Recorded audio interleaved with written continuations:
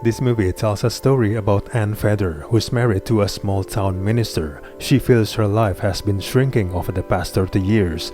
Encountering a vampire brings her a new sense of power and an appetite to live bolder. However, the change comes with a heavy body count.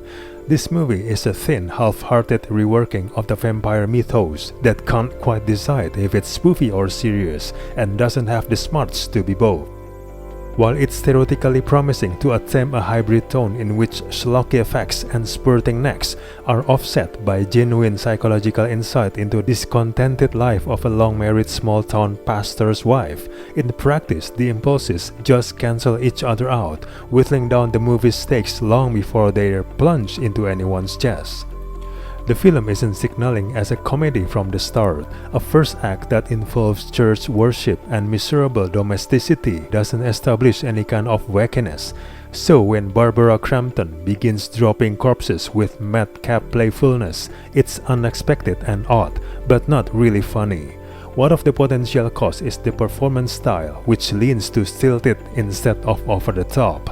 For some horror devotees, Crampton and Larry Fessenden together is a win, no matter what. But without the embrace of the absurd, this movie lacks bite. The screenplay lets Crampton down, providing neither enough character depth to be a moving commentary on older women facing down a later life disillusionment and sexual invisibility, nor enough shocks and thrills to work as a genuinely frightening or even funny scary horror. Frustratingly, the characters that tell Anne who she is, how she might feel and who she could be are all male. She's not trusted to express her own emotional journey and is hardly developed outside of the requisite drab to fab makeover and the hackneyed perspectives of men. Thus, her seemingly feminist quest becomes cringeworthy as she becomes a literal man-eater with no depth and no regrets. As various peripheral characters drop in and out of the story, many of them seem to struggle with the strange tonal blend the movie is attempting to capture. Without that emotional tension and without the spark of hard-hitting humor, this movie is more draining than entertaining. On a technical level, this movie is messy and disjointed.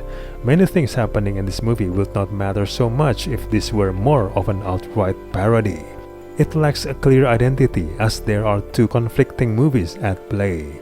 In the end, this movie doesn't deliver on the promise of the premise. It should be wild, weird, and fun. Sadly, it stumbles combining comedy and high-concept horror.